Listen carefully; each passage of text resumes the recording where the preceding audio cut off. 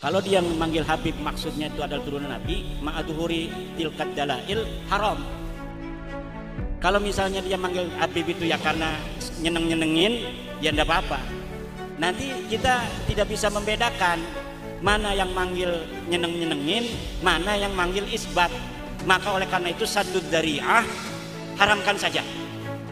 Walaupun sudah ada persetujuan bahwa Habib itu palsu, kita kan tetap gak ada pikiran untuk mengisbat kepada Habib tersebut ya. Iya, tapi mereka kan masih mengiklankan diri. Habib ini cucu Nabi, panggil Habib karena Habib itu cucu Nabi. Kalau Sayyid itu adalah turunan Nabi yang bukan ulama. Kalau yang ulama dipanggilnya Habib. Nah, ma'atilka ad-dalail wal barahin wal iddi'aat, haram kita memanggilnya Habib itu. Karena dianya mengaku Habib itu sebagai turunan Nabi. Kita panggil Bib, Pak aja Pak, Kang, atau Wan. Iya. Ya, monggo. Matur suwun ingkang kathah. Iya, sami-sami. Kami adalah majikan kalian, kami adalah pemilik bangsa, kami adalah pemilik kedaulatan Indonesia. Karena di dalam tubuh kami mengalir darah suci kakek kami Rasulullah. Diam saudara.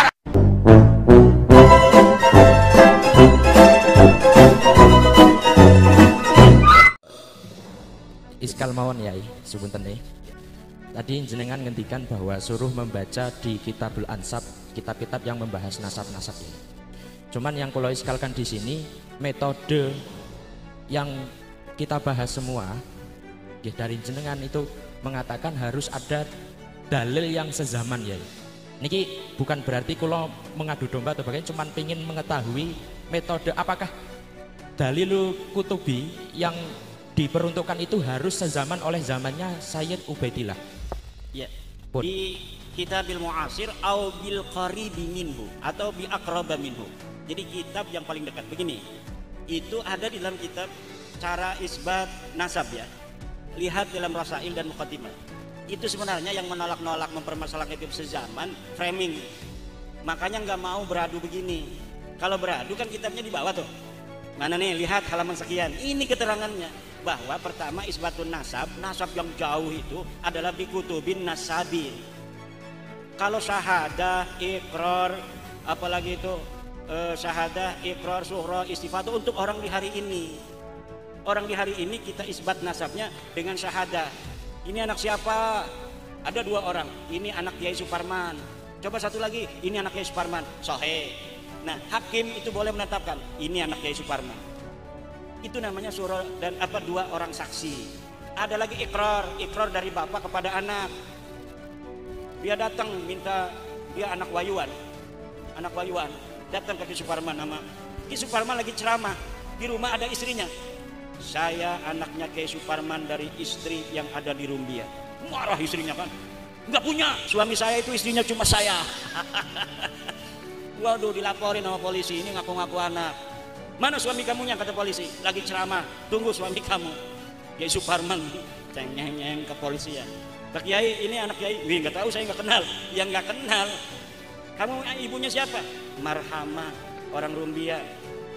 Kata, aduh, iya saya pernah kawin di Rumbia. Emang kamu anaknya Marhamah? Nenek kamu siapa?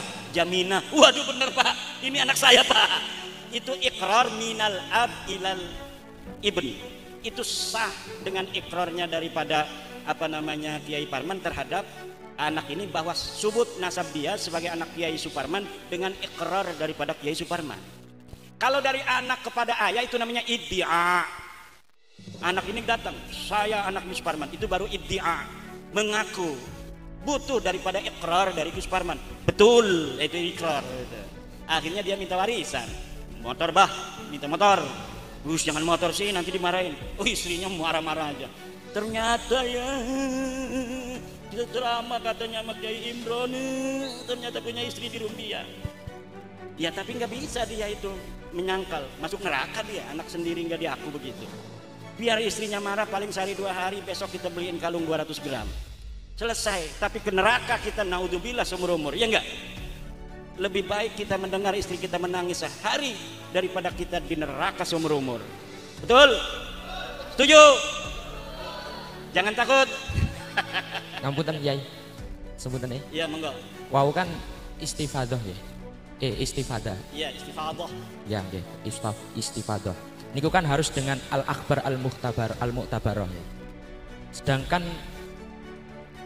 standar kita bisa menentukan akbar al-mu'tabarah itu bukan berarti kita harus mengambil dalil dari ulama mutaqaddimin sebelum kita. Ibaratnya kayak di abad 9, abad 10 atau abad 8. Walaupun di abad ke-5 dan abad ke-6 yang akrab ila zamani Ubaidillah niku mboten tidak ada.